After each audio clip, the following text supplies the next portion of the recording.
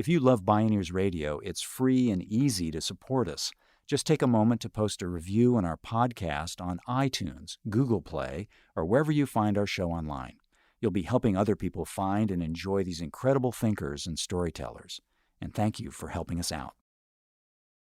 This week on the Bioneers, Revolution from the Heart of Nature. Broken places are my canvases. People's stories are my pigments. And the heart of it is the transformation of human heart. I'm Neil Harvey. It's Making Art that Heals the Broken Places with artist Lily Yehs this week on the Bioneers, Revolution from the Heart of Nature.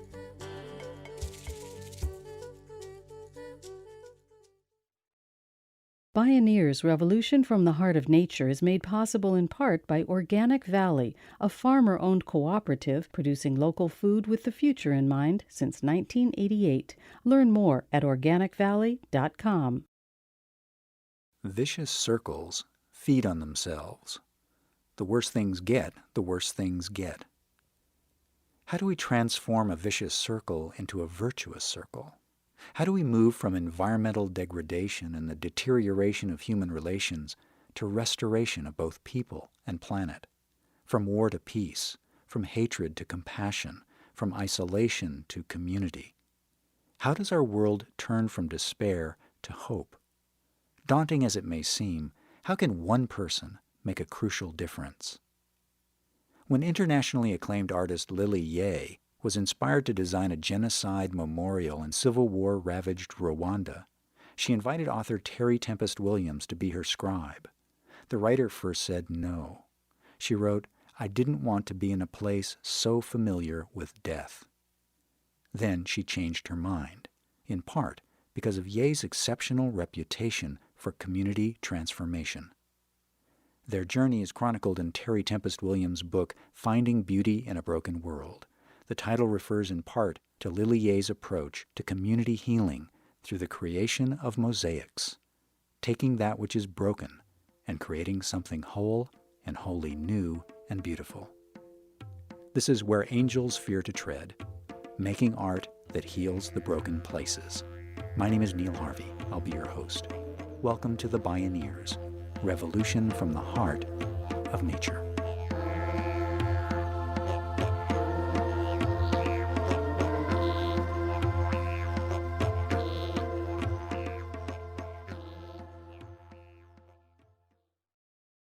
Born in mainland China and raised in Taiwan, Lily Yehs learned the traditional art of Chinese painting as a teenager. In the 1960s, she moved to the United States and completed a Master of Fine Arts degree in painting. While teaching at the University of Arts in Philadelphia, she encountered an opportunity to take her artwork off the canvas and into the streets. She found the opportunity both thrilling and terrifying. I was invited to create a park on an abandoned lot in inner city, North Philadelphia. And I think that began my journey. But I actually was very scared, very reluctant, didn't want to, and almost chickened out. Yeah. And then at that moment, wanting to withdraw, and then my voice, my inner voice spoke to me in a very fragile but very clear message. Yeah. And it says that if you don't rise to the occasion, the best of you will die, and the rest will not amount to anything. Instead of running from her fear, she embraced it. By accepting the invitation to create a park in a very broken place, she leapt into unknown territory. Inner city, North Philadelphia, I guess like anywhere inner city, it's actually traumatized, very traumatized place. Ages, decades of different kinds of discrimination. It's a kind of subtle kind of violence, poverty, the violence of poverty, and being excluded and not having a voice, being silenced, and so forth. And so it reflected, the violence in the society reflected in the violence of the place, because you have so much abandoned land, houses leveled, just like broken tooth on the streets, and the shards and uncaring indifference and so forth. And then it's called the Badland. If you don't need to go in, you don't. And if you can manage to get out, you get out.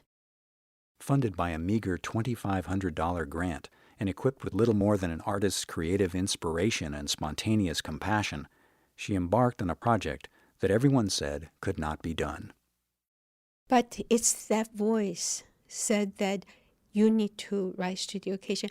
And I knew innately this maybe is the gateway leading me to my life.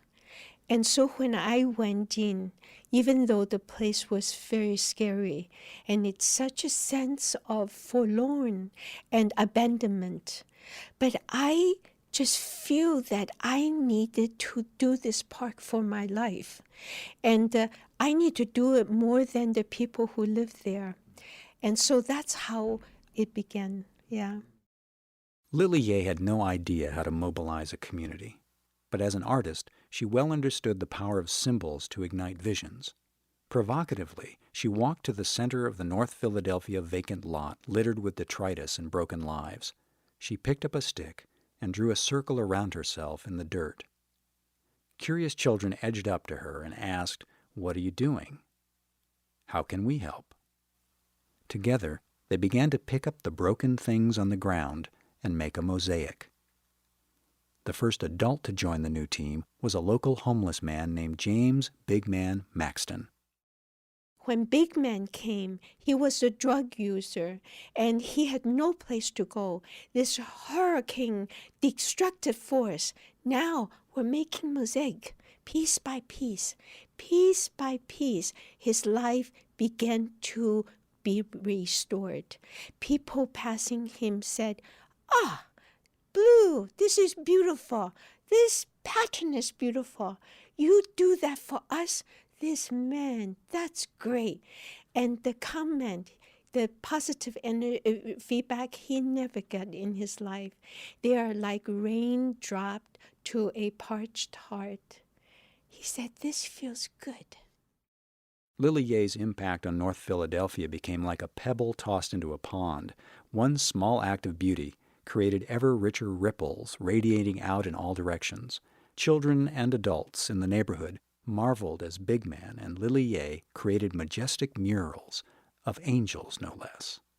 In the emerging community park, slowly Big Man found a new heartbeat in creativity. Over time, he traded his drug habit for a life of art in community. His transformation rippled out from block to block, conferring courage.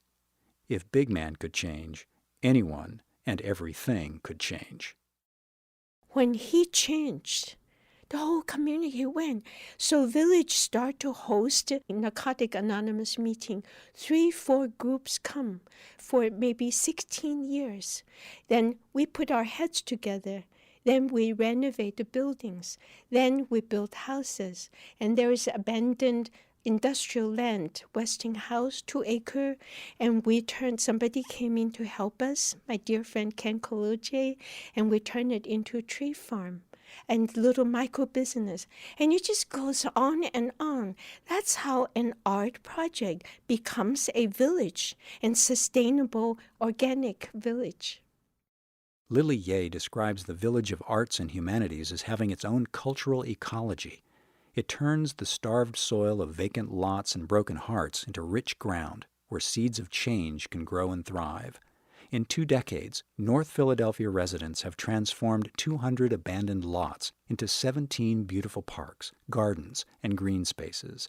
The original vision of the village permeated the whole community for nearly 20 years, creating an unimaginably powerful cascade of virtues. We have theater. People's stories are like Shakespearean's tragic stories. Now, how do you heal it? By making it the most public way.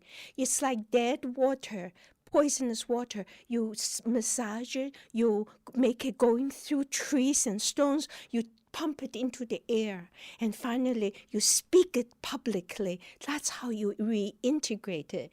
From that, we have a youth theater, we have a rites of passage program, and we have teens speak, and then youth begin to travel and perform in other cities.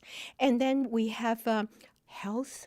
We have health with University Jefferson working with us. And then we had the farmers market came to bring green. We have vegetable gardens, and we built houses. We renovate 6 on our own. The city came because we were organized. They said, can you help us? And so we built 6 homes for first-time home buyers. And so and the business community came to us, and they were struggling and said that we need the village on our business street. And I realized that if the neighborhood is not doing good, we cannot thrive. And so the 2004, we got a big grant. We launched and completed a 99 square block shared prosperity planning. Everybody came, and the goal is that we do it together. A living social sculpture begets a heart connection that transforms people and place. What we appreciate appreciates.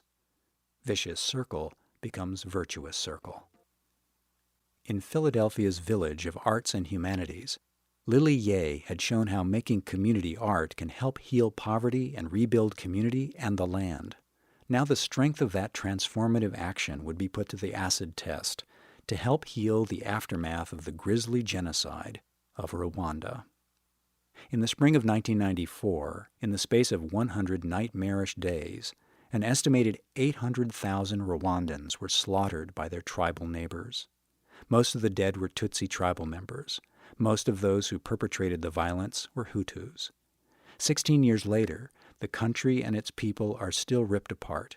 1.7 million displaced Hutus afraid to return for fear of reprisals. 130,000 in prison upon suspicion of perpetrating acts of genocide. 400,000 widows. 500,000 orphans. Why did I go to Rwanda? I was at an international conference. I heard my guide, Jean Bosco Musana, his voice describing the suffering of Rwanda people touched me so much.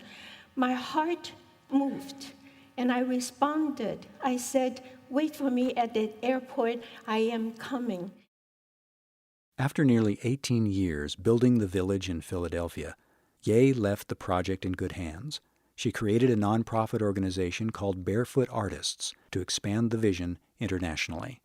The task in Rwanda was bold, to help community members build a memorial park so that the survivors of genocide on both sides could come together on hallowed ground to honor their dead, forgive the atrocity, and join hands to rebuild their country. Over the course of the next several years, the residents of Gisenyi, Rwanda, transformed a gruesome, haunted mass gravesite into a shrine of social healing and reconciliation. A glass-bejeweled mosaic on the altar reads, Twibuke, let us remember.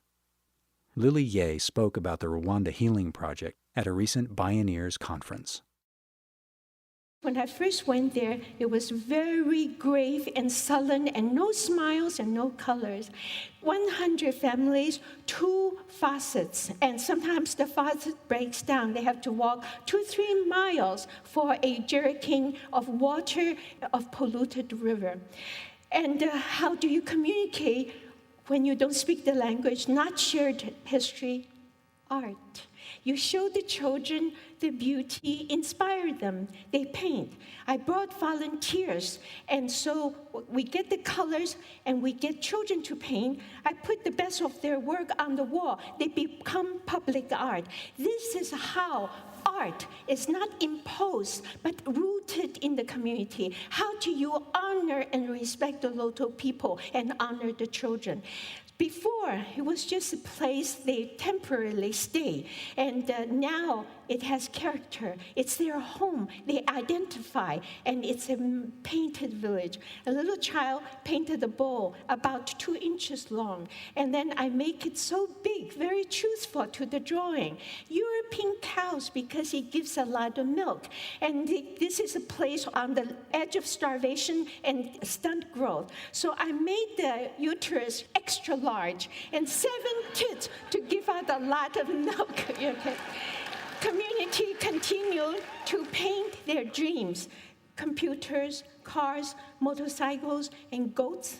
And lo and behold, sometimes dreams come true. Every family now has a goat. My friends in Philadelphia in Christmas time say, what can we give? Give goats. And now goats give birth to little goats and creating resources. This is how culture creates assets. Rain, water. Water is life. No water, no life. Yet Rwanda has resources. They have 2 raining seasons.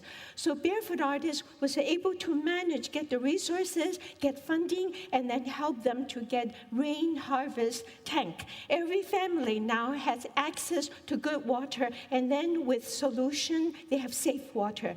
You see, making art in destitute place is like making fire in the dead, cold night of winter. It gives out warmth, gives out light, gives direction, and rekindles hope. And so, Engineer Without Borders, and they build wonderful sanitations. Every family has clean sanitations. Volunteer Alan Jacobson inspired create sunflower seeds oil production business. A person from NIT teach them turn banana leaves into charcoal. And $4,000 launched the micro business loans. Now, people taking out loans and have little business and have a way to life and start to make money, start to have jobs.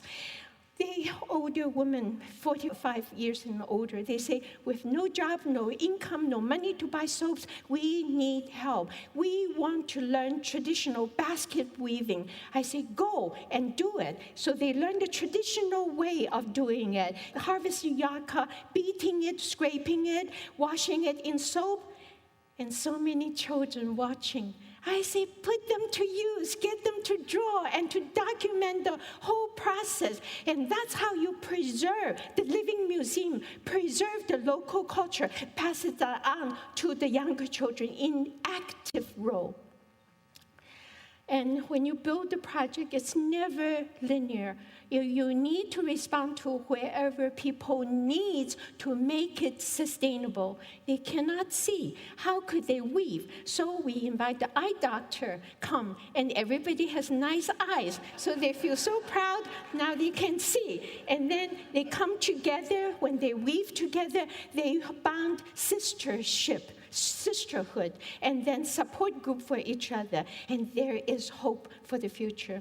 A group of young orphans, their parents killed when they were 7 to 10 years old, destitute and no way to make a living. They say, we want to learn sewing, and now they sew beautiful things. 18 months intensive training. In the community parade, they are so proud displaying what they sew, see whatever they sew, and then people dance, and now after 18 years, they graduated into launching a business. Barefoot Artists manage and give them business. Everyone has a sewing machine, so now they can make a living, provide for the family. The most recent but powerful, we managed to sponsor a solar energy engineer, Richard Kam. He came and taught them solar energy production. Training 37 solar engineers in the Guerrero Survivors Village. In the Community Pride Parade Day, they marched with the solar panels, not imported from America, not imported from Europe, produced and made in the Survivors Village in Rwanda.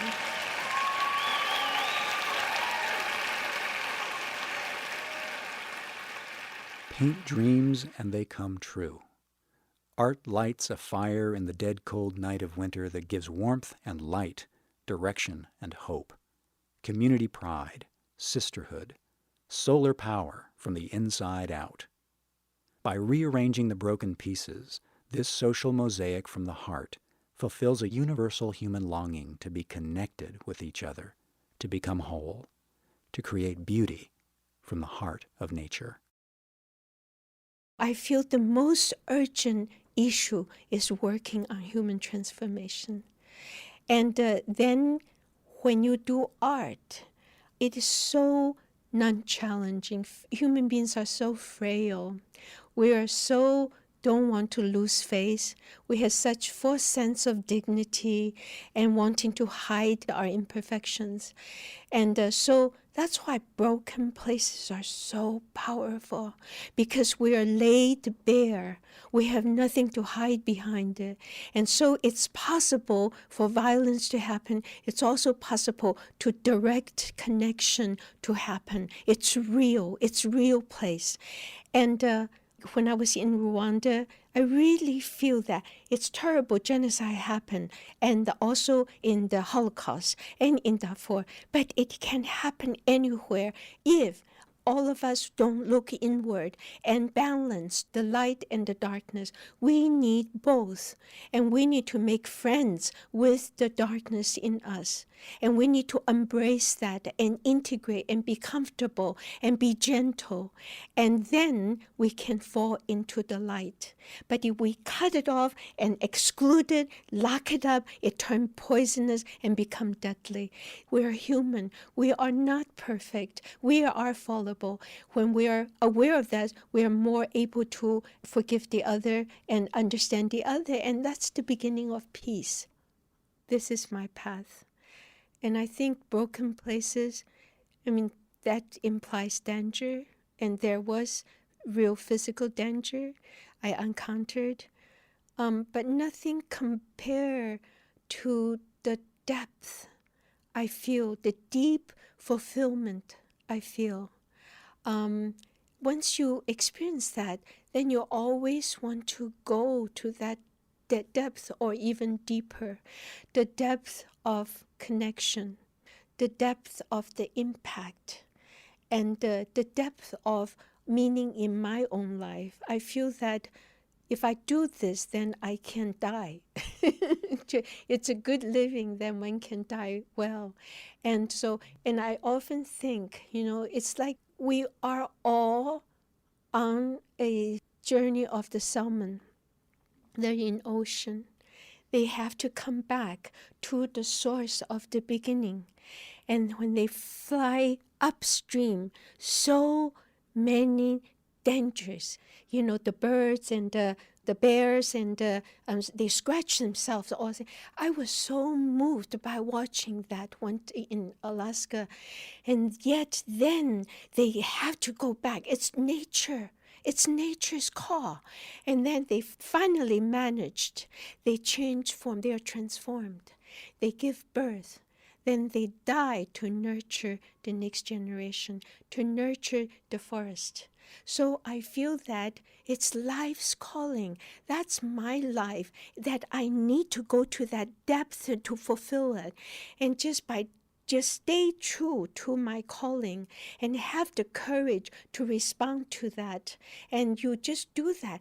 And you change like salmon. They die, they nurture their young, they go back to the ocean, and they feed so many other species, and they feed the forest. And that gives out the air that could protect the earth. One person is powerful. One living being is powerful just by stay true to our nature and just by dare to respond the call and follow. Look at Gandhi. Follow his truth, and he changed the world and give all of us courage. It's like that.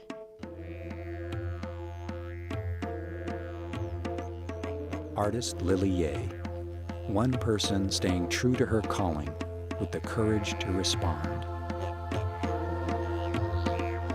Where angels fear to tread, making art that heals the broken places.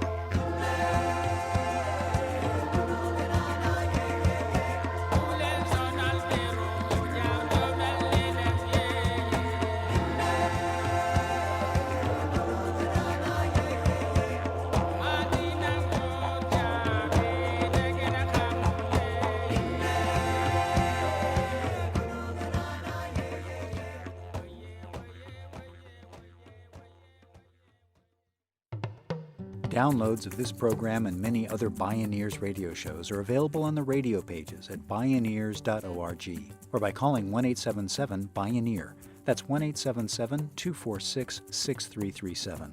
Visit Bioneers.org, where you can learn how to attend the annual October Bioneers National Conference and local Beaming Bioneers conferences. Purchase the radio series, conference CDs and DVDs, and Bioneers books. Join the thriving online Bioneers community and become a Bioneers member or make a donation. All at Bioneers.org or by calling 1-877-BIONEER. The Bioneers, Revolution from the Heart of Nature is a production of Collective Heritage Institute. Executive producer, Kenny Ausubel. Written by Catherine Stifter and Kenny Ausubel. Senior producer, Neil Harvey. Managing producer, Stephanie Welch. Production management, Aaron Leventman and Chuck Castleberry. Station relations by Creative PR. Distribution is by WFMT Radio Network. Original recordings provided by Focus Audio Visual. Interview recording engineer, Jeff Westman. Our theme music is taken from the album Journey Between by Baka Beyond and used by permission of Hannibal Records, a Rykodisc label. Additional music was made available by Rasa Music at www.rasamusic.com. For more music information, please visit Bioneers.org.